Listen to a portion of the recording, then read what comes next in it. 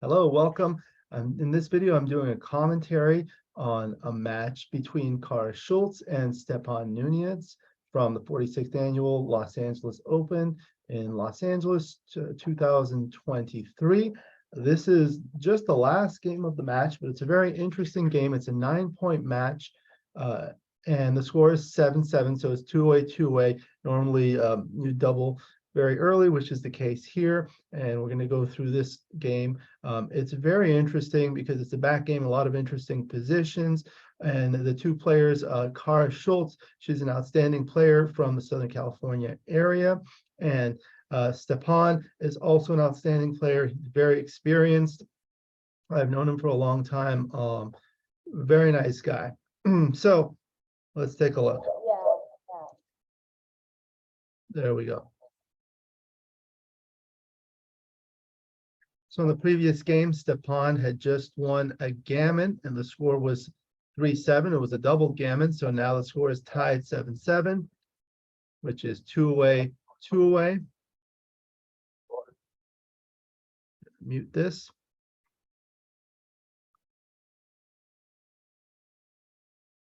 Each player has plenty of time left. So Cara opens with a 3-2. She does the major split, splitting the back checkers and bringing one down. And Stepan rolls a 4-1, hitting and splitting. And Cara doubles. It's not an error not to double, but it's not an error to double at two-way, two-way. Cara comes back in, hitting with a 3-1. Stepan rolls a 6-4. So he comes in with the 4, and he's deciding on his best 6. Does decide to come out to the 15 point. I may have slotted the 7.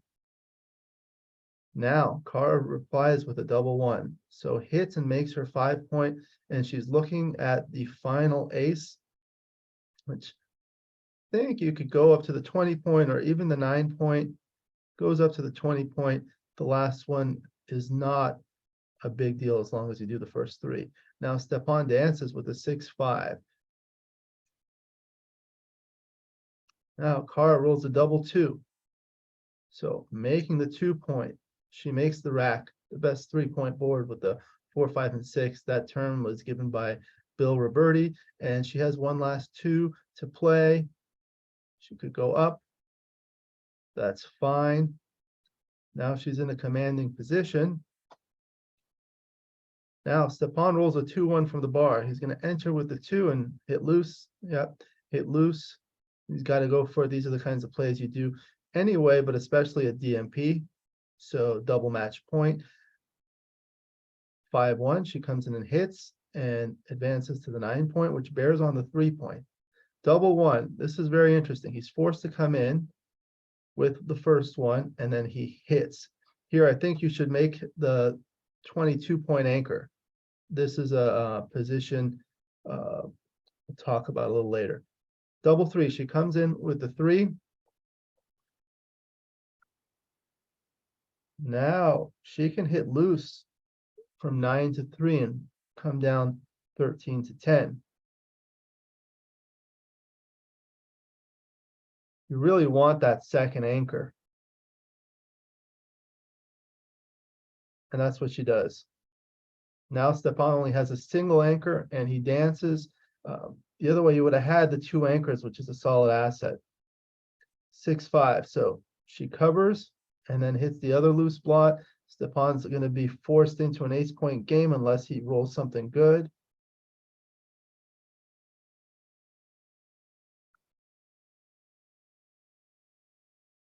These are the kinds of things you don't see when you have baffle boxes.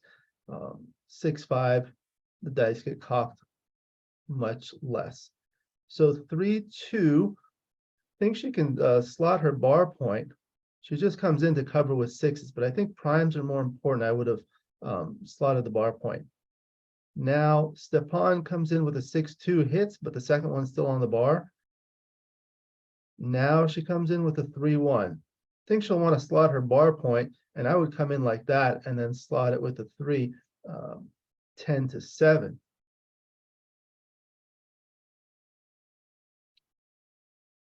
keeping that checker on the 24 point gives more board coverage on Stepan's side. Now 2-3. So he comes in and anchors. Now he has the 1-2 back game. Not a very strong back game. It requires a tremendous amount of timing. So 5-3 for white, for Kara. She has some options here. She can cover 13-8 and then find another 3, which could be 13-10 or 24-21. Alternatively, she can go 24 all the way to the 16 point.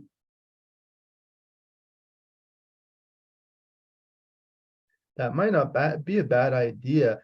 Stepan's not going to want to leave his anchors. He's not ready, being outboarded 4-1, but she chooses to come 13-10. Now double 5 for Stepan. So that, with that roll, he can hit because he can make that anchor, and that's a very strong roll. So he does make his 18 point and brings one down 13-8. And I think the only other reasonable one is 10-5. You don't want to bring another one to the 8 point. So that's what he does.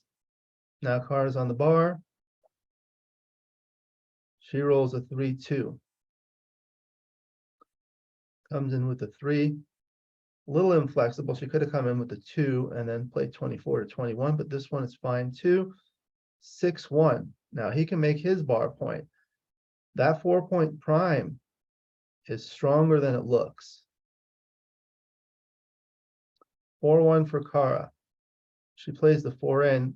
Don't really have any more other alternatives for the 4, and the ace, that was kind of mandatory to come up to the edge of the prime.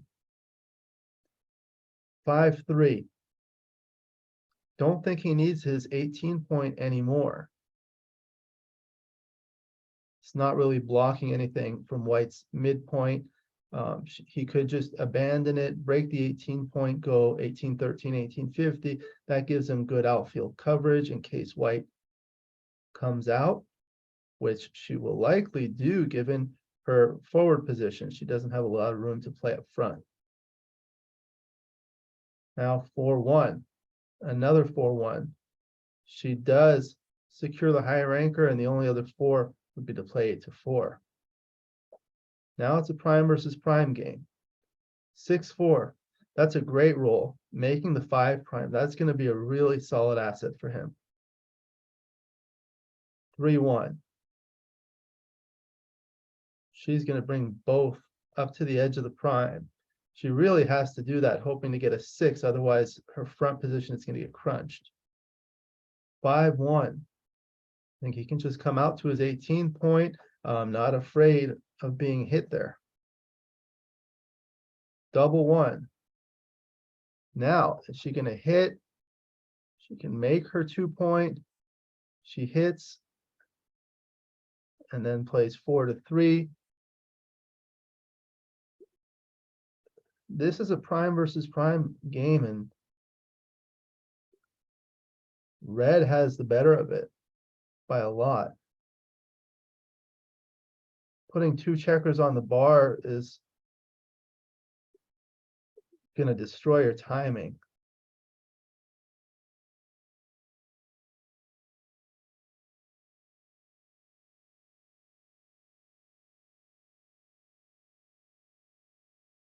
And even if she slots her 2 point and gets hit, she's still stuck behind a 5 prime. At least she has those spares at the edge of the prime. She's really looking to get a 6 soon on her next roll. Otherwise, her forward position is going to crunch. So she just does decide to hit loose. Now Stepan has 2 on the bar. He's an underdog to bring in both checkers.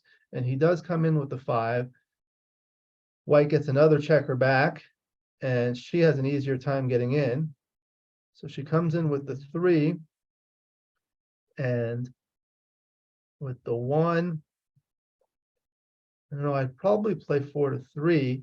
I'd like to keep that 7 point slotted to possibly make the prime later, but she does choose to lift it, playing 7-6. And Stepan rolls a 6-1, so comes in with the 1, and he's looking at either coming out to the 18 or playing 13-7.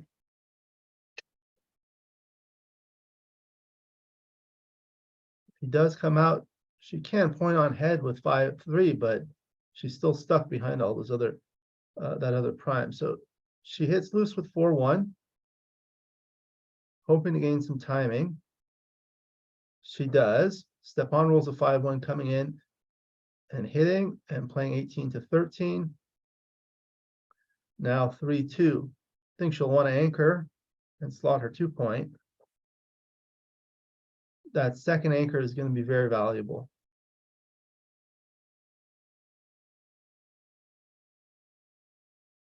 Now 5-3, 5, and he's going to want to slot that, I believe.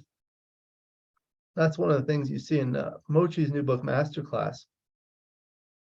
If he gets hit on his 10-point, he gets to keep his prime for longer. And that's one of the things you really want to do against the back game as the attacker, red in this case. If he had had a checker here and then white rolls a 6, this goes all the way back, and this is going to be crunched.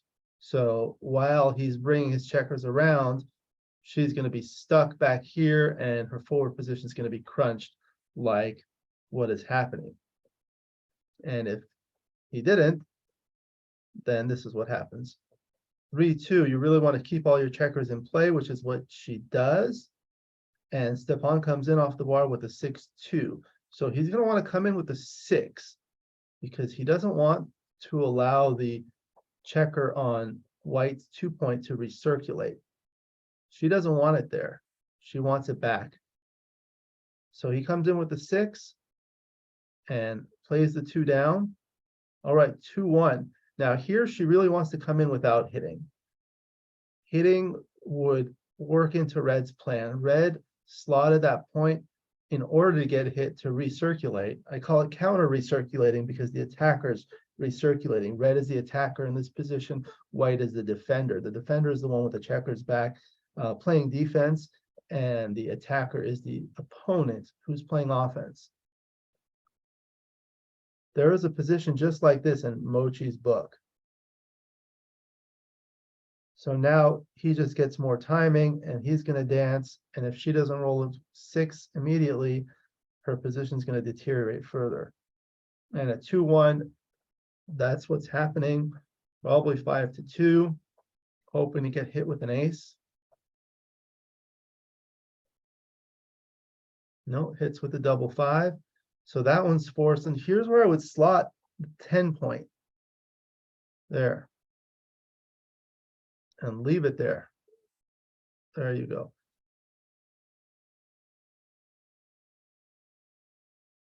Five, 3. So she comes in with a 3. Now I would leave that 10-point slotted. 6-2. A lot of choices. I think I would play the 2, 8-6, but I would leave that slotted. And he does, and he plays the 6 in. 3-1. So only a 1 to play. Oh, the 3 is forced on the other side. So she has a 1, advances the spare. 5-4. I don't know if you want to make that point. You want to be hit there to recirculate, especially at DMP. 6-3. So she's forced to play 4-1, and she didn't have a 6. Now 5-2. Plays in. Double 4. She cannot move. And now 3-1. So plays the 3 there. And I think it would be 6-5. He doesn't really need that point. 6-1. No 1. So now with the spares like that, you want to try to break the 7 or 8 point, forcing the 22 point, forcing her off for 22 point. I think this is the wrong idea. Yeah, this is going to be challenging for him to clear his 9 point.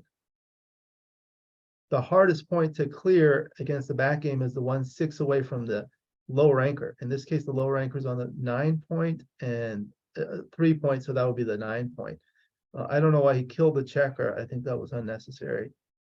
1, 2, 3, 4 double twos pretty much plays itself. You really don't want to dump your checkers deep into your board when you're playing against the back game. Like that spare that he just dumped behind the anchors could be useful for flexibility later. 4-3. So now that was, that's going to be a problematic point to clear. And he just added another checker on it.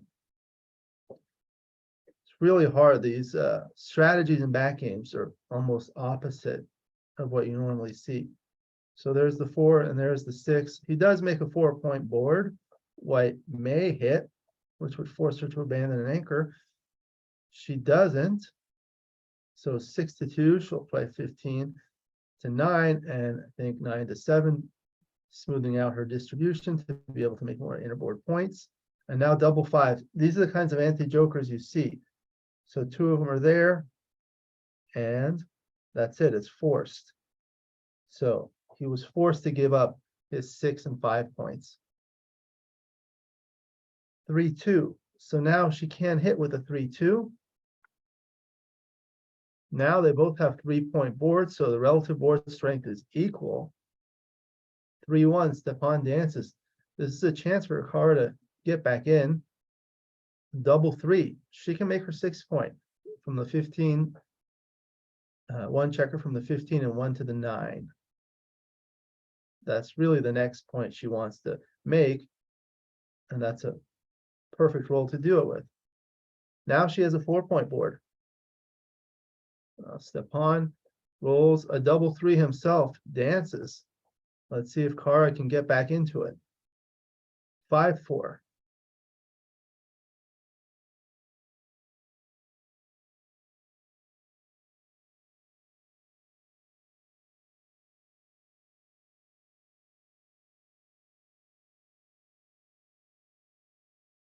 Okay, that gives her another double 3 to play next time to make her 4-point. 6-3, Stepan dances, and double 6.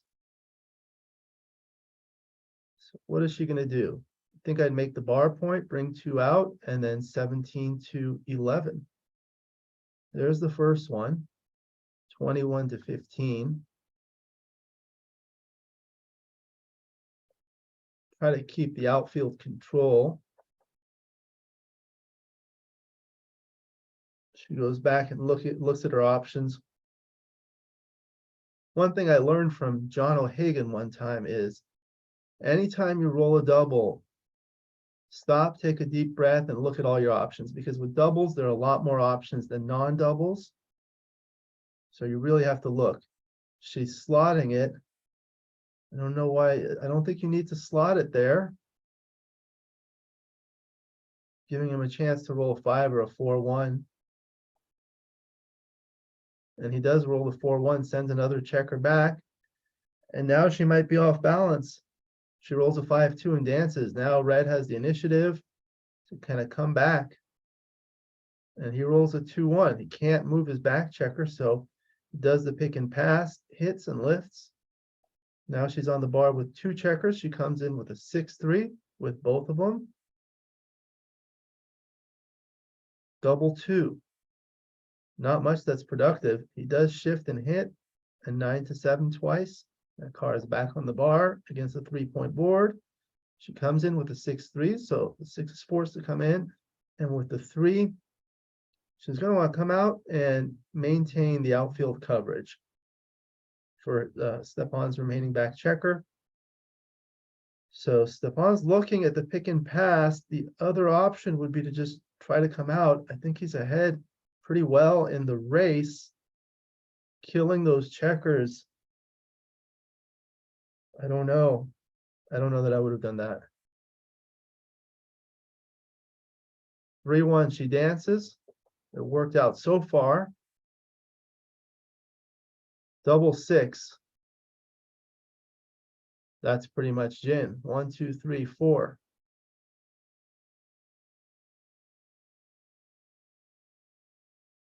5, 2.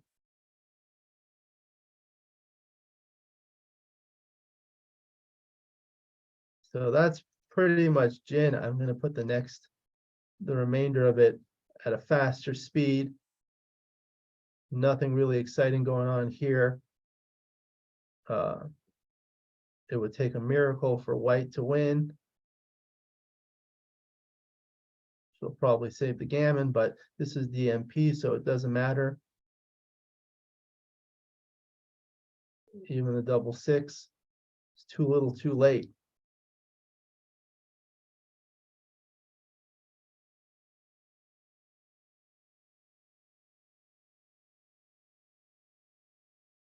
And that's going to be it. She concedes.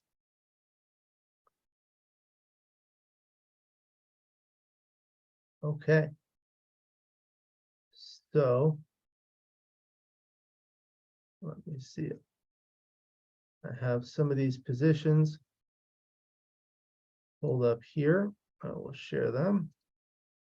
I'm going to go look through some of these positions post-match. This was very interesting. So this was when Stepan had a double one to play. Red has double one on the bar. The first one is forced to come in, and then he did hit with this one, and then he was considering whether to make his 5 point.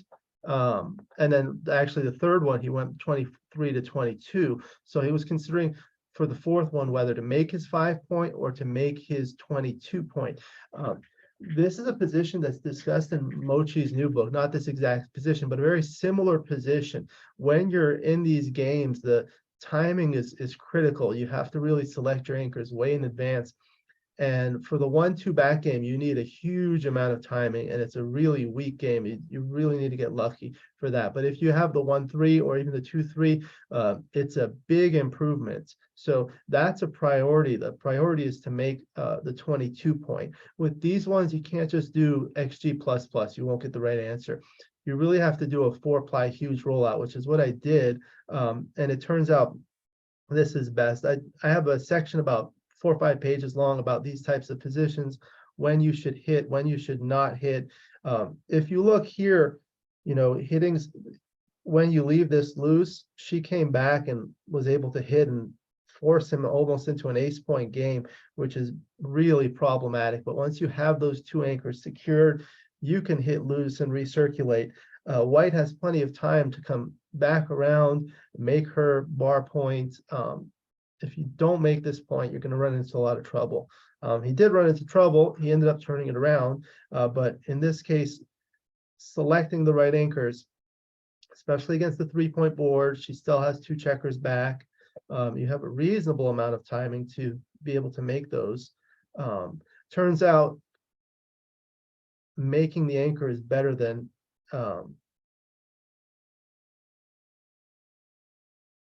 oh no, on the rollout. Okay, so this one was rolled out. Okay, so it turns out he actually made the wrong play, made the right play, which is good. For me, I always look at trying to make this anchor. So actually, making the advanced anchor was a small error, but he made the right play. So this is a little bit different. This is very interesting. I didn't look at this until again just now, but he did make the right play. It just didn't turn out well for him immediately. Ultimately, it did. But these are the kinds of plays that are very confusing. You don't really know what to do. But good play by Stepan. Let's look at another one. This is the one where White had a 2-1 to play from the bar, and she decided to come in and hit and continue. You really don't want to do that because that allows Red to recirculate his checker and come back. When you have a 5 prime here, that's the kind of the worst thing you could do, is just let him possibly dance, or even if he comes in with a 6 or a 1 or a 2, he's just going to take his time coming around the board. In the meanwhile, White's going to be able to come in easier against the 2-point board than the 3-point board. And with this 5 prime still intact, if she doesn't roll 6s quickly, the forward position is going to crunch. So in this case, it's better to just come in without hitting. Mochi has a position very similar to this in his book. All right, and now let's look at the third and final position we'll look at from this game. This is where Stepan rolled a 5-1, and I believe what he did was 10 to 5, 6 to 5. Here you really want to do, yeah, that's what he did here. What you really want to do is clear one of these points here. What you want to do is force white off your 3 points. So if you break this one, so you play 7-2 and then 6-5, leave this here. If she rolls a 4 anything, she's going to break this anchor, hit you loose, and look what happens with a 4-2. She would have to hit and then lift this, leaving blots everywhere. It would be a very vulnerable position. It's a lot easier to bring home your checkers against a single anchor versus 2 anchors. The point that's the hardest to clear against 2 anchors is the point that's 6 away from the lower anchor. So in this case, the 3 point is the lower anchor, the 9 point is 6 away from that. And this is the one that's going to be the hardest to clear because it's blocked by both 5s and 6s. So piling checkers on here is not the right idea. It'll get you in trouble unless she does break one of these. But that would have been the best play. These are really hard to see because you don't see back games all the time. It's very rare.